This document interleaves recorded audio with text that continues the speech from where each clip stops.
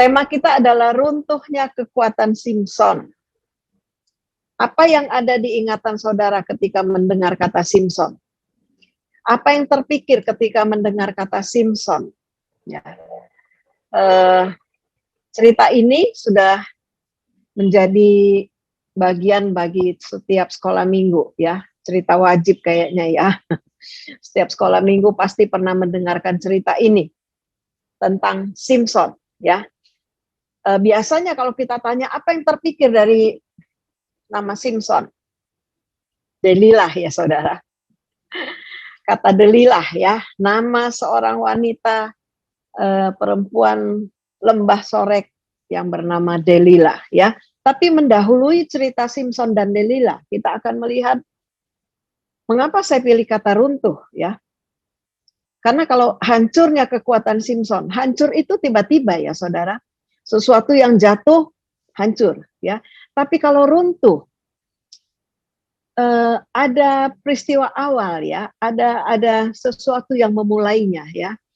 Lalu dia kelihatan sudah rusak, waduh sebentar lagi runtuh nih, gitu ya. Nah, kita melihat tentang Simson, ya. Ada 4 fatsal, 13, 14, 15, 16, ya. Hanya 4 fatsal menceritakan tentang Simson. Karena pada zaman hakim-hakim itu, ya, orang Israel itu tertindas dengan bangsa Filistin. 40 tahun mereka ditindas oleh bangsa Filistin. Dari bangsa Israel tidak ada yang muncul, ya, sebagai kekuatan baru untuk memimpin dan melawan bangsa ini. Karena itu Tuhan memakai keluarga yang bernama Bapak Manoah dan istrinya, ya, untuk menghadirkan seorang yang bernama Simson. Kelahiran Simson itu, saudara, unik, ya. Artinya utusan Tuhan datang kepada istri Manoah, ya, kepada istri Bapak Manoah ini, dan memberitahukan kepadanya bahwa engkau akan mengandung dan engkau akan melahirkan seorang anak laki-laki, karena keluarga ini tidak punya anak, ya. Nah, lalu istri ini cerita kepada suaminya, tadi, ya, ada utusan Tuhan datang kepadaku dan berkata bahwa aku akan hamil, ya. Lalu Bapak Manoah ini sebagai kepala keluarga, ya, dia datang berdoa dan dia berkata kepada Tuhan, Tuhan, kalau memang itu daripadamu, suruhlah utusan tadi datang lagi kepadaku, ya, datang lagi kepada kami. Nah, utusan itu datang benar, saudara, tetapi kembali kepada istri Manoah, ya. Lalu istri Manoah memanggil suaminya, dan suaminya bertanya kepada utusan ini, yang ternyata itu malaikat Tuhan, ya. Dan suaminya bertanya, bagaimana kami harus merawat anak itu nanti, ya. Lalu malaikat Tuhan berkata bahwa istrimu akan hamil, dan selama kehamilan tidak boleh minum air anggur, ya, yang memabukkan, tidak boleh makan sesuatu yang haram, gitu. Nanti kalau anak itu sudah lahir, anak itu juga tidak boleh minum anggur, tidak boleh makan yang haram, menjamah yang haram, ya, karena dia akan menjadi nazir Allah. Nazir, seorang nazir itu adalah seorang yang dikhususkan, ya, dikhususkan bagi Allah. Dia tidak boleh menjamah bangkai, dia tidak boleh makan sesuatu yang haram, gitu ya, saudara. Nah, itu ceritanya dalam Hakim-Hakim pasal ke-13. Ya. Jadi selama kehamilan, si ibu ini harus menjaga kehamilannya. Dan memang kita tahu sekarang pun, ya, untuk perempuan yang hamil itu tidak boleh minum anggur, ya. Karena anggur yang difermentasi itu dapat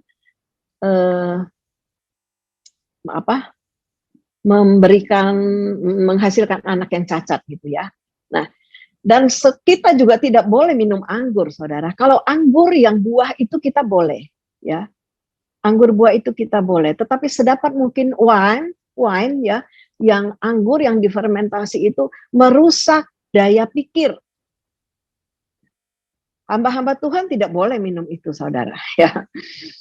Ya, itu sedikit, ya. Nah, kita lihat kepada Simson, jadi dia tidak boleh makan yang haram dan tidak boleh mencukur rambutnya. Di situ letak kekuatan Simson, ya. Dalam pasal yang ke-14, Simson sudah tumbuh menjadi besar, Tuhan menetapkan dia sebagai seorang hakim di Israel, ya. Tetapi apa yang terjadi kepada Simpson? Kalau saya membaca dari Hakim 13 sampai 16, ya, hanya ada, ya, jadi kalau kita lihat sinetron ya saudara, umpama saudara nonton sinetron ya, dalam sinetron si Simpson ini hanya ada 2 kali orang tuanya muncul, ya. Saya ingin membawa kita melihat potret dari keluarga Simpson ini seperti apa gitu ya, sampai membuat runtuhnya kekuatan Simpson, di mana peran orang tua Simpson. Ya.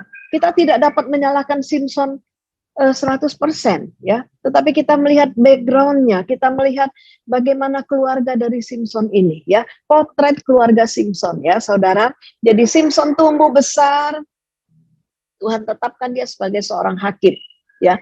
Dia tumbuh dengan otot-otot yang kuat, dengan tubuh yang kekar ya, tubuh yang besar gitu ya. Tuhan lengkapi dia dengan kekuatan yang luar biasa. Kalau kita baca apa yang dilakukan oleh Simpson, dia dapat membunuh seekor singa muda dengan tangannya ya, tanpa senjata. Dia dapat mengangkat gerbang kota, 2 gerbang kota dengan bahunya, dibawa naik ke atas bukit ya. Itu luar biasa kekuatannya. Nah, tetapi ya, ada tetapinya ya saudara. Kita lihat dalam Fatsal yang ke-14. Fatsal yang ke-14, ayat yang pertama, kedua, Simpson pergi ke Timnah ya. Dan di situ ia melihat seorang gadis Filistin. Bagi seorang hakim ya, seorang yang dipercaya oleh Tuhan untuk satu pekerjaan, ya, satu jabatan ya, dia tidak boleh melakukan yang namanya kawin campur ya, dia harus menikah dengan orang yang seiman ya.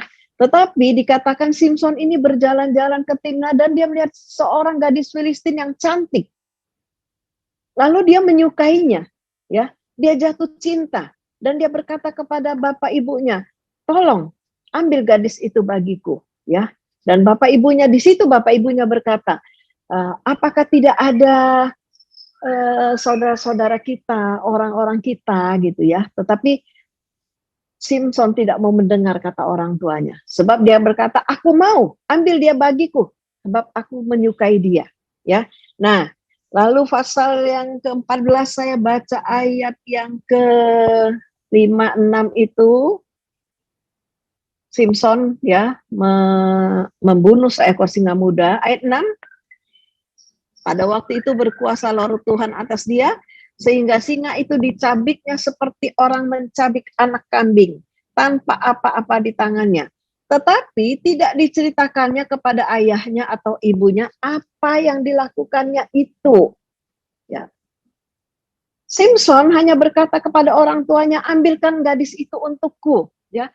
Lalu dalam perjalanan dikatakan menuju ke tempat gadis itu, ya, ada seekor anak singa yang menyerang. Simpson membunuhnya dengan tangannya, tetapi dia tidak menceritakan apa-apa kepada orang tuanya. Nah, saudara, pagi ini saya ingin sampaikan kepada anak-anak yang ada, anak-anak muda ya yang ikut dalam ibadah kita pagi ini, ya. Kalian harus cerita kepada orang tua apa yang dialami di luar sana, ya. Ceritakan kepada orang tua apa yang kalian alami, jangan diam, ya. Banyak anak-anak sekarang menghadapi masalah, menghadapi singa muda. Ini kan sesuatu yang luar biasa, ya. Ceritakan kepada orang tua apa yang kalian hadapi, ya. Apa yang kalian temui di luar sana. Sekarang ini banyak anak-anak menjadi diam, saudara, ya. Tidak berani cerita kepada orang tuanya apa yang mereka alami, ya, kesulitan apa yang mereka alami di luar, tantangan apa yang mereka hadapi di luar, tidak berani cerita. Nanti cerita-ceritanya apa? Bukan cerita-cerita yang menyenangkan, ya. Tiba-tiba ceritanya apa datang kepada kita sebagai orang tua. Mama, papa, ambil dia sebagai istriku. Seperti Simpson, ya.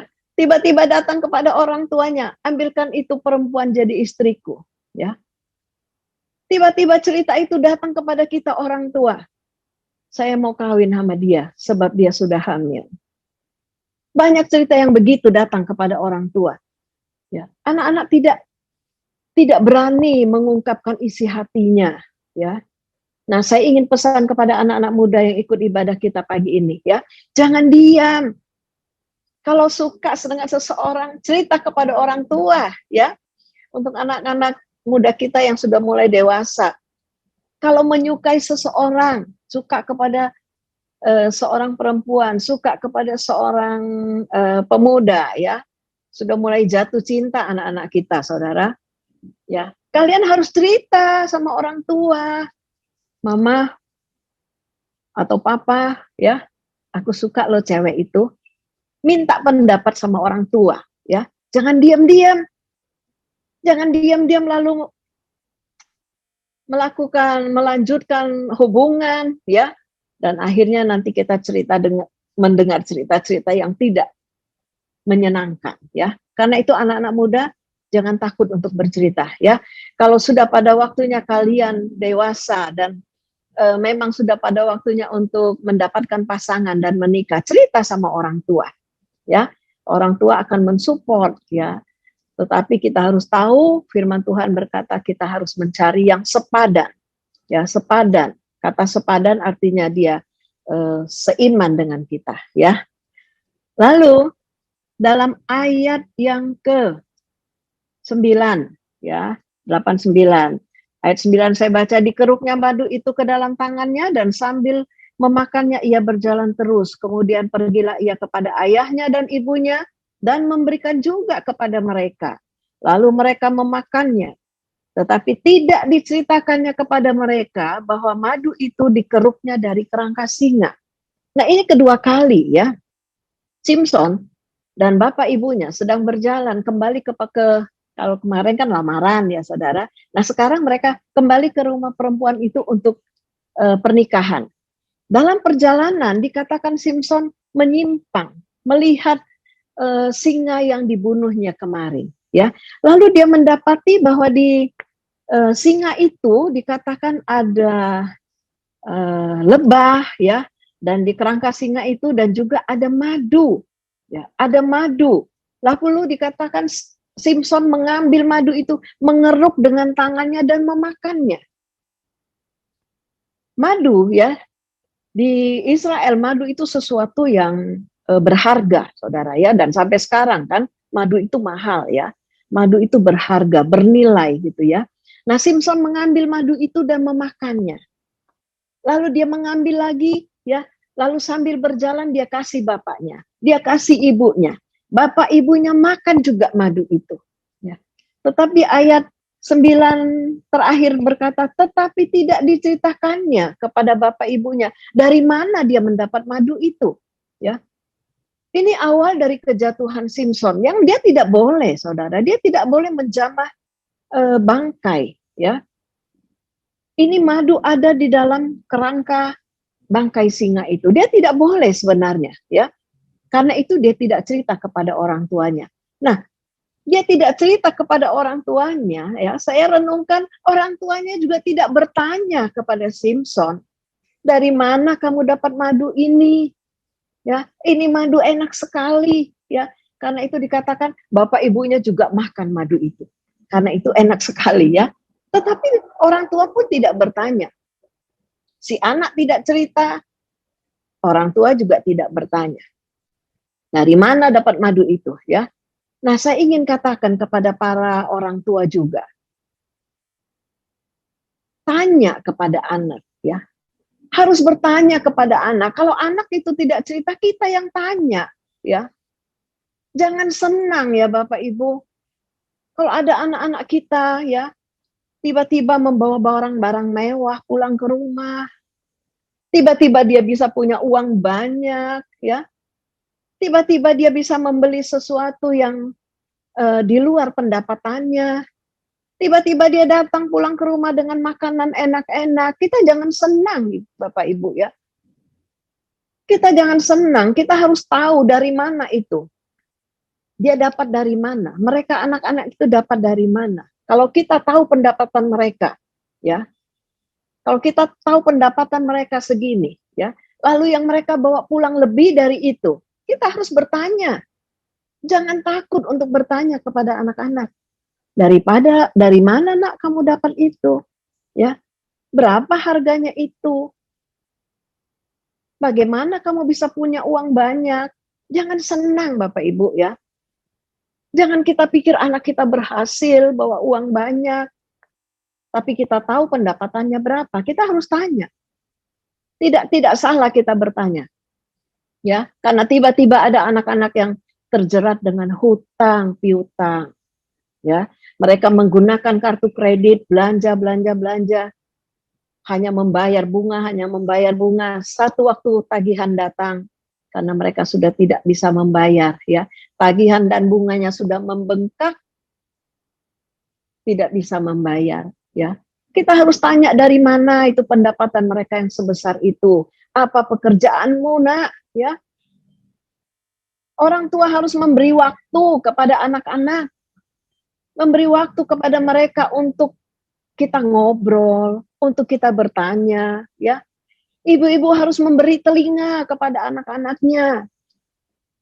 Sekarang ini, saudara, untuk orang tua dan anak itu bisa bercerita, bisa ngobrol, itu sepertinya sesuatu yang langka, ya. Kesibukan-kesibukan kita menyebabkan kita tidak dapat lagi untuk bercengkrama dengan anak-anak. Karena itu saya pesankan kepada keluarga-keluarga muda, ya. Ada Bapak Victor, Ibu Fani, Tommy, Lili, yang anaknya masih kecil-kecil, ya. Ada Ruth, ada Evi, ya, yang anaknya masih kecil-kecil. Kasih waktu buat anakmu, ya.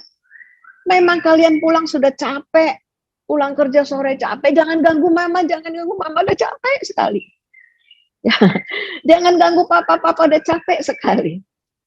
Jangan ya saudara, kasih waktu kepada mereka untuk mereka bisa bertanya, untuk mereka bisa ngobrol, ya. Beri kepada mereka telinga, ya. Kita harus punya telinga yang mendengar, ya. Puji Tuhan. Nah, kita kembali kepada Simpson, ya. Jadi akhirnya Simpson menikah dalam pasal yang ke-14. Lalu apa yang terjadi? Setelah menikah, ya, dia tinggalkan perempuan itu, dia pulang. Nah, kalau dia kembali kepada perempuan itu sudah diberikan kepada temannya sendiri, ya. Itu mulailah kehancuran Simpson. Di dalam keluarga, dalam rumah tangganya, dia kembali kepada istrinya, orang tua istrinya, mertuanya sudah memberikan istrinya itu kepada temannya, ya. Nah, sekarang kita masuk kepada pasal 16. Pasal 16 adalah kejatuhan Simpson dan pemulihannya, ya. Pasal 16 ayat pertama dikatakan Simpson pergi ke Gaza. Di sana dilihatnya seorang perempuan sundal, lalu dia menghampirinya. Kita lihat kejatuhan Simpson sudah mulai, ya. Keruntuhannya Simpson ini, dia pergi ke Gaza, dia lihat seorang perempuan sundal. Simpson tidak dapat menghargai kepercayaan yang Tuhan berikan kepadanya, ya. Kelemahannya adalah seorang wanita. Dia tidak boleh menghampiri seorang perempuan sundal apalagi, ya. Tetapi itu yang dia lakukan. Dia tidur di rumah perempuan sundal itu, ya. Lalu ayat yang keempat, dia jatuh lagi dengan seorang perempuan yang bernama Delilah. Nah, Delilah ini mengakhiri kehidupan Simpson, ya. Delilah inilah yang mengakhiri karirnya Simpson. Delilah inilah yang membuat runtuhnya kekuatan Simpson, ya saudara. Jangan bermain-main dengan Delilah, ya. Selalu ada Delilah bagi setiap anak Tuhan yang kerjanya menggoda dan menjerumuskan, ya. Ingat, selalu ada Delilah. Delilah itu menggoda. Dia menggoda bapak-bapak muda, dia menggoda bapak-bapak tua, ya. Dia menggoda anak-anak muda, ya. Selalu ada Delilah dalam kehidupan kita. Mungkin kita berkata, saya kan setia sama Tuhan, saya kuat kok, ya. Tetapi hati-hati, selalu ada Delilah yang akan mengganggu kehidupan kita, ya. Baik pria, baik wanita, ya. Delilah itu adalah gambaran iblis yang menggoda kita, yang ingin menjatuhkan kita. Nah, mungkin kita berkata, saya kuat, ya. Saudara, ada ayat yang berkata bahwa pergaulan yang buruk merusak kelakuan yang baik, ya kan? Karena itu kita dianjurkan hati-hati di dalam bergaul, sebab pergaulan yang buruk merusak kelakuan yang baik. Tetapi jangan salah, orang yang bergaul dengan yang baik-baik pun bisa jatuh, saudara. Ya, orang yang ke gerejanya 10 kali dalam seminggu, ya, melebihi 7 kali pun bisa jatuh, ya.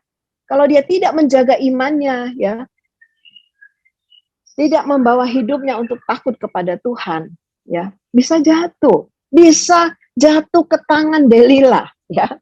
Sebab itu tadi saya katakan hati-hati, ya. Bukan jaminan kita bergaul dengan orang baik-baik lalu kita tidak bisa melakukan yang tidak baik, ya. Itu tergantung kepada iman kita kepada Tuhan itu kuat atau tidak.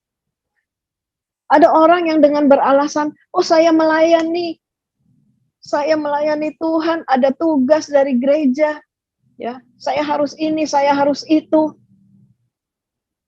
Ini tugas pelayanan nomor 1.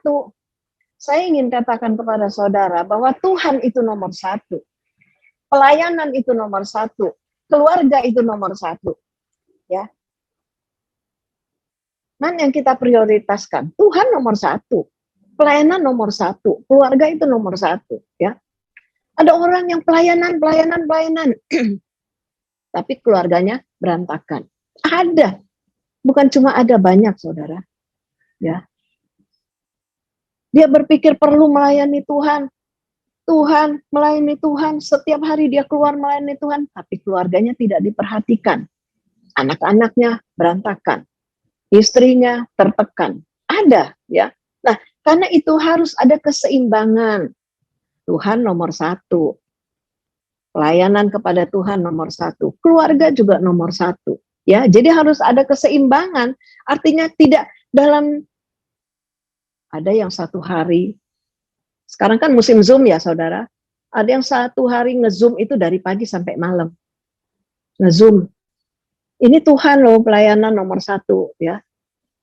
Jadi anaknya begitu mau ngomong, lihat bapaknya lagi nge-Zoom. Anaknya mau ngomong, mamanya lagi nge-Zoom. Ya, entar deh, 2 jam mungkin selesai. 2 jam anaknya balik lagi, nge-Zoom lagi sama yang lain. Ngomong sama mama deh, mamanya nge-Zoom lagi sama yang lain. Banyak, saudara. Sini nggak ada ya. Yang ikut Zoom pagi ini tidak ada. Di luar sana banyak. Banyak anak-anak yang mengeluh, ya. Karena orang tuanya tidak ada waktu untuk mereka, ya. Tidak ada waktu untuk keluarga. Hati-hati ya, saudara. Apa yang iblis sedang lakukan bagi tiap keluarga? Sekarang musimnya nge-Zoom, iblis pakai ini, ya.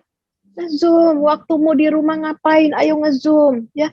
Nge-Zoom, itu penting kita bersekutu dengan saudara seiman kita. Kita dengarkan firman Tuhan, tapi kita juga harus punya waktu untuk keluarga. Punya waktu untuk diri kita sendiri, punya waktu untuk kita bekerja, ya. Harus bisa kita memanage waktu itu, ya saudara. Jangan sampai nge-Zoom itu memisahkan kita dari keluarga, ya. Apalagi yang dapat memisahkan kita dari keluarga, saudara? Diam-diam, ya. HP yang kita miliki, iPad yang kita miliki, ya, laptop yang kita miliki, dia bisa jadi pemisah kita dengan keluarga. Saudara perhatikan, ya. Kita semua asik dengan HP milik kita melupakan keluarga. Hati-hati, ya. Itu bisa membuat runtuhnya kekuatan keluarga kita. Saya suka lihat kalau orang makan di restoran, 4-5 orang keluarga, ada bapak ibu dengan anak-anak mereka, apa yang terjadi? Sambil menunggu makanan datang, mereka sibuk, semua sibuk dengan HP mereka, ya. Anaknya lihat HP, bapaknya lihat HP, maknya lihat HP, ya. Kalau ada mbaknya ikut, mbaknya lihat HP, ya. Masing-masing. Memang judulnya di meja makan, ya. Makan bersama, tapi mereka juga sibuk bersama, ya. Jangan, saudara. Itu bisa memisahkan kita, memisahkan hubungan kita dengan keluarga. Di rumah juga seperti itu, ya. Makan sama-sama kita di rumah, menghadapi makanan di rumah kita. Tapi kita masing-masing sibuk dengan gadget kita. Beberapa hari ini saya suka bilang sama cucu saya, si Onel, ya. Kalau dia mau sarapan, dia mau makan, dia siap-siapkan kursi, lalu dia siapkan iPad dia sebaik-baiknya di depan dia. Lalu saya bilang, Onel, di meja makan mau apa? Makan. Kalau makan, iPad-nya simpen dulu ya. Tadi pagi saya ngomong lagi, ya. Kalau sarapan dia duduk di meja, terus dia siapkan itu. Saya tanya lagi, Onel, di meja makan mau apa? Makan. Kalau makan, simpan dulu HP-nya, ya. Nanti udah habis makan, baru. Nah, saudara, hati-hati itu bisa memisahkan, ya. Masing-masing kita jadi cuek, ya. Kita nggak berinteraksi, ya. Sedangkan Mazmur 128 katakan, istrimu akan menjadi pohon anggur, pokok anggur di dalam rumahmu, di dalam keluarga. Anak-anakmu seperti tunas pohon zaitun sekeliling mejamu. Ya. Ketika kita makan bersama, itu satu kesempatan kita untuk berbicara, untuk ngobrol bersama keluarga, bersama anak-anak kita. Ya. Celotehan-celotehan mereka itu seperti tunas pohon zaitun yang menyenangkan, saudara. Ya, ini aset yang kita punya, ya. Pohon zaitun itu minyaknya mahal sekali, ya. Nah, kita ngobrol sama mereka, ya. Di meja makan itu kesempatan kita berbicara kepada mereka, ngobrol, tanya. Baik anak-anak yang masih kecil maupun anak-anak yang sudah besar, ya. Orang tua beri waktu kepada mereka. Duduk sini, kita ngobrol, ya. Kita bicara, ya, satu sama lain. Kita bisa bertanya kepada anak-anak yang lebih besar, apa kesulitan kamu di luar sana, kesulitan kamu dalam pekerjaan. Saya ingat ya, waktu Pak Temi mau dipanggil Tuhan itu, besoknya ya, dini hari.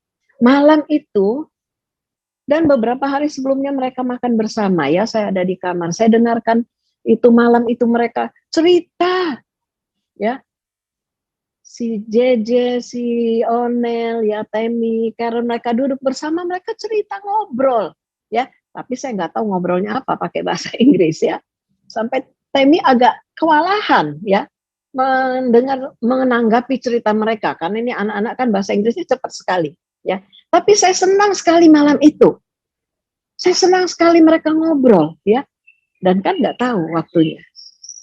Ternyata itu malam terakhir mereka makan bersama dan ngobrol bersama. Nah, saudara, kita tidak tahu waktunya.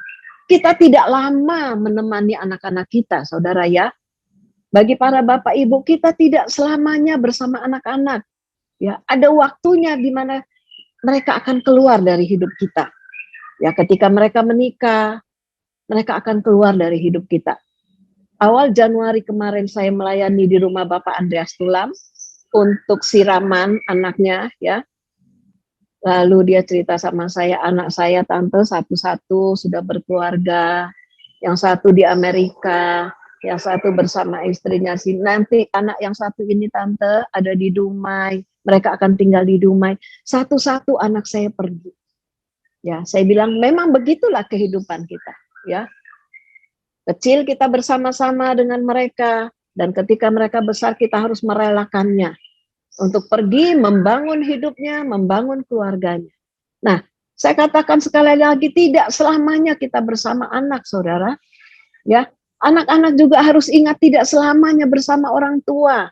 Ayo cerita, ayo ngobrol. Ya, ngobrol apa tante? Apa temanya nih ngobrolnya sama anak? Ya, banyak saudara ya. Mari kita bicara gitu. Itu sudah jadi satu tema yang bagus ya. Ngobrol sama mereka. Apa yang kita ingat tentang anak terhilang? Ya. Dalam Lukas pasal 15 itu. Seringkali kita mendengar cerita tentang anak yang hilang ya. Tetapi saya ingin tampilkan sesuatu yang lain dari anak terhilang itu, saudara. Anak bungsu itu terhilang ya. Artinya dia membawa harta warisan dan dia pergi. Tetapi bapaknya masih punya satu anak di dalam rumah kan. Tetapi kesibukan bapaknya setiap hari adalah duduk di teras rumahnya. ya, dengan mata yang tertuju kepada jalanan. Setiap hari yang dia lakukan seperti itu, menanti-nanti anak bungsunya itu pulang. Dan firman Tuhan memang berkata anak itu tidak dicari. Anak itu bisa kembali sendiri, ya, ketika dia sadar. Tapi bapak ini tiap hari dia duduk di kursi di terasnya dan dia menantikan kedatangan anaknya. Dia lupa dia masih punya satu anak, anak sulung. Ya, dia lupa ya untuk ngobrol, untuk bicara dengan anaknya yang sulung ini. Dia tidak sadar bahwa anaknya terhilang di dalam rumahnya sendiri, saudara. Ketika saya merenungkan ayat ini, ya, cerita tentang anak yang terhilang itu, betapa menyedihkan anaknya itu, ya. Dia tidak dapat berbicara kepada orang tuanya karena orang tuanya sibuk, tiap hari cuma duduk nungguin anaknya yang bungsu. Sehingga anak sulung ini mulai dari pagi hari dia bangun, dia bekerja di ladang, ya. Sore hari dia pulang sudah lelah.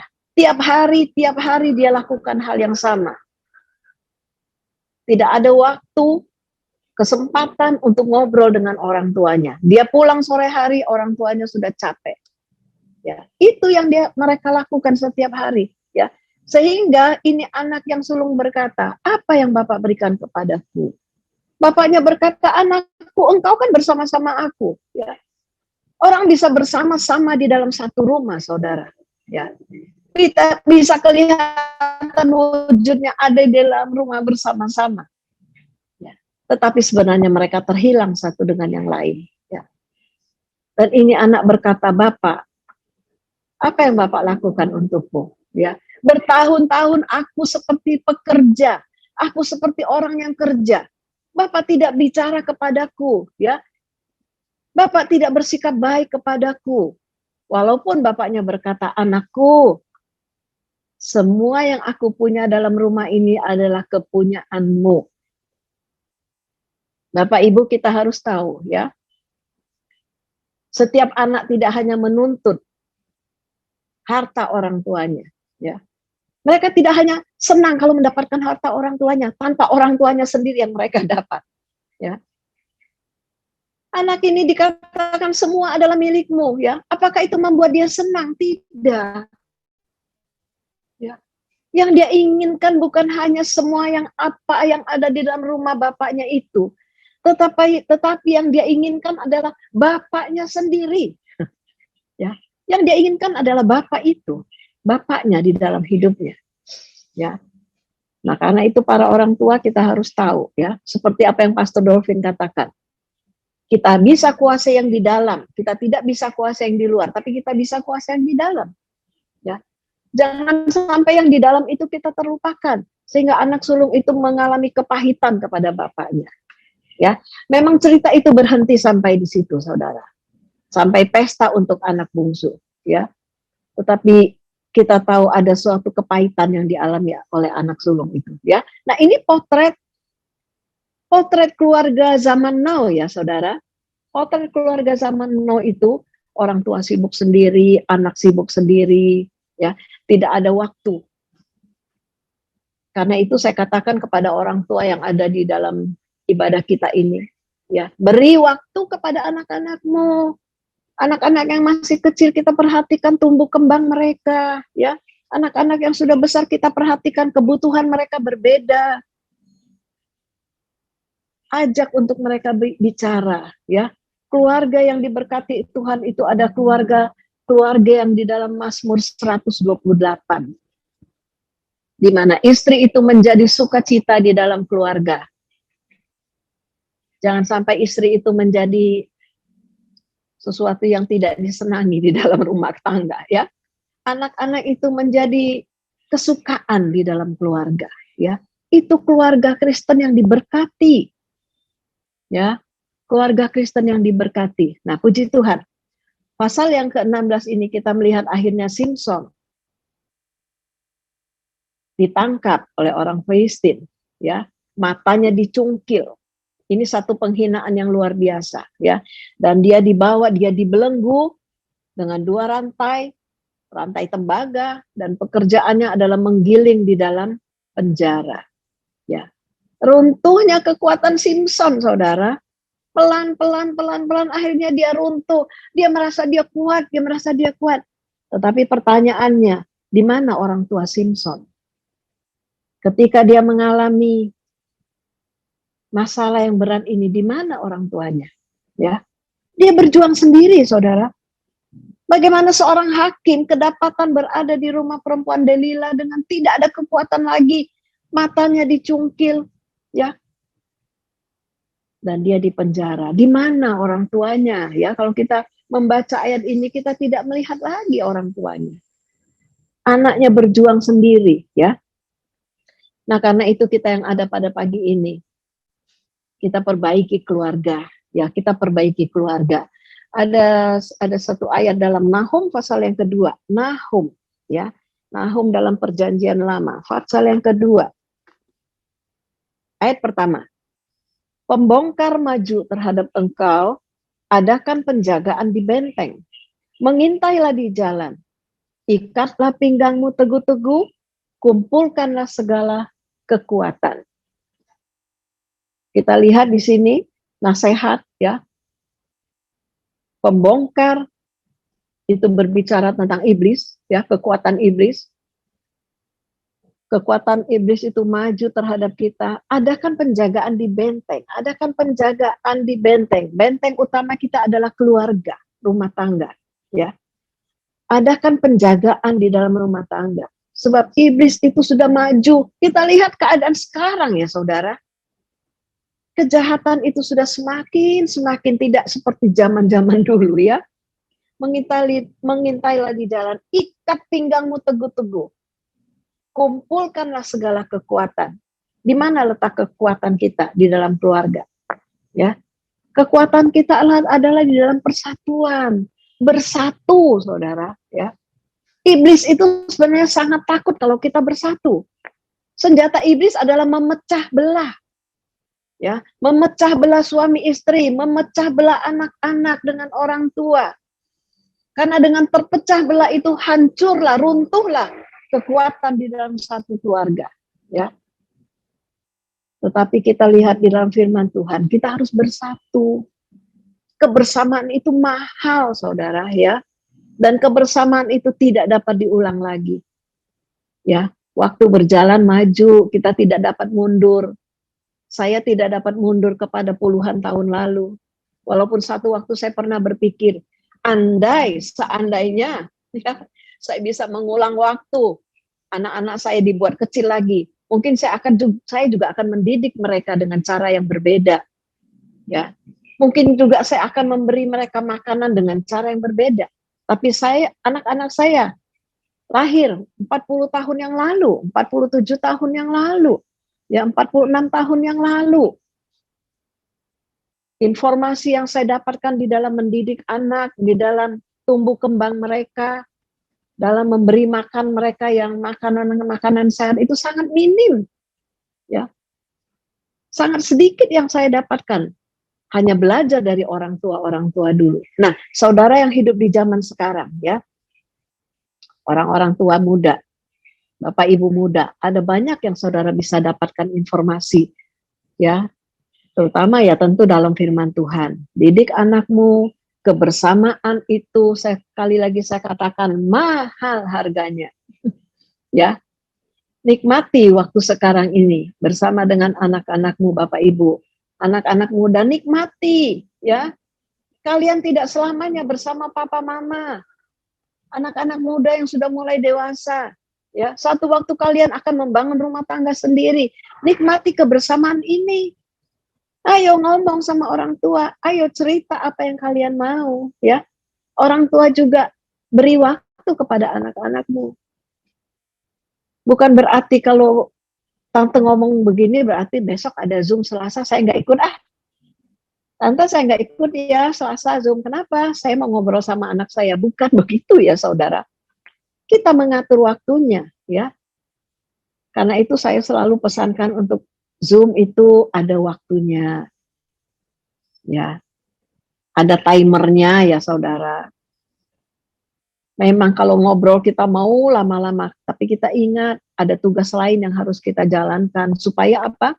Jasmani dan rohani itu harus seimbang. Ya. Ada orang yang terlalu mementingkan rohani, jasmaninya sakit. Kalau kita terlalu perhatikan jasmani, rohaninya sakit. Ya. Jadi jasmani dan rohani itu harus seimbang. Ingat, keluarga tetap nomor satu. Tuhan nomor satu. Pelayanan juga nomor satu. Ya, puji Tuhan. Tuhan memberkati kita semua pagi ini. Ya, kita menjalani waktu-waktu yang sisa ini tidak banyak, saudara. Tidak banyak waktu kita miliki lagi ya. Karena itu perbaiki rumah tangga kita, perbaiki keluarga kita. Ya, istri-istri banyak tekanan, jangan mengeluh ya. Tetaplah berharap kepada Tuhan. Tetaplah berharap kepada Tuhan. Akan ada waktunya Tuhan memberi kelepasan, kelegaan kepada kita semua. Ya, kita sedang berjalan menuju ke situ. Puji Tuhan, Tuhan memberkati kita semua. Firman Tuhan pagi ini sampai di sini. Mari kita berdoa. Bapa di dalam sorga, di dalam nama Tuhan Yesus Kristus, kami datang kepadamu pagi ini Tuhan, bersama-sama dengan jemaat-Mu yang mengikuti ibadah di dalam Zoom ini. Kami bersyukur Tuhan, masih ada waktu, masih ada kesempatan kami untuk beribadah kepada Engkau. Kami bersyukur masih ada waktu, kesempatan kami untuk berkumpul bersama keluarga kami. Tuhan tolong kami, mampukan kami sebagai orang tua, bagaimana kami harus hidup, bagaimana kami harus menjalankan tugas kami sebagai orang tua. Tuhan buat anak-anak kami, Tuhan memberkati mereka. Anak-anak juga tahu bagaimana mereka harus menjalankan hidup mereka sebagai anak-anak. Tuhan memberkati kami semua pagi ini. Keluarga demi keluarga Tuhan. Berkati kami Tuhan Yesus. Pasangan demi pasangan Tuhan berkati. Jangan sampai terjadi perpecahan, perceraian di antara kami Tuhan. Memang ini iblis yang ingin lakukan dalam hidup kami. Melakukan perpecahan di antara kami. Tetapi kami mohon kuasa-Mu, kemurahan-Mu Tuhan Yesus, mempersatukan kami kembali di dalam Engkau, mempersatukan kami di dalam kasih Kristus, supaya kami kuat, menjadi keluarga yang kuat, menjadi rumah tangga yang kuat Tuhan, menjadi anak-anak yang tua, Tuhan yang kuat, sehingga hidup kami menjadi berkat bagi orang lain. Tuhan tolong pimpin semua kami yang ada pagi ini Tuhan, dalam segala kegiatan kami, aktivitas kami, pekerjaan kami, usaha dagang kami bawa kepada Engkau, sebab Engkau yang empunya berkat Tuhan. Turunkan damai sejahtera-Mu dalam tiap-tiap pribadi pada pagi ini, dalam tiap-tiap rumah tangga. Turunkan damai sejahtera Tuhan, memerintah hati kami, mengawali pikiran kami, mulai saat ini sampai selama-lamanya. Terima kasih Bapa, di dalam nama Tuhan Yesus Kristus kami berdoa. Haleluya. Amin.